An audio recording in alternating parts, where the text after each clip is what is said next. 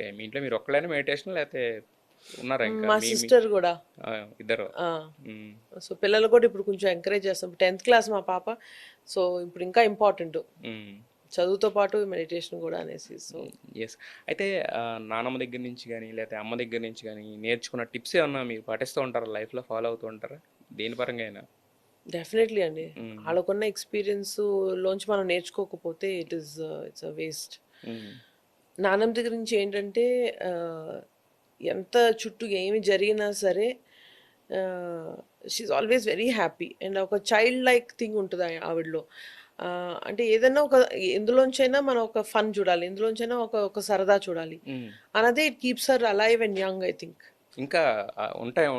ఆ సరదా జోకులు అన్నీ అలాగే, ఎంత సీరియస్ మ్యాటర్ అయినా సరే అందులో ఏంటి హ్యాపీనెస్ చూడగలం. హ్మ్.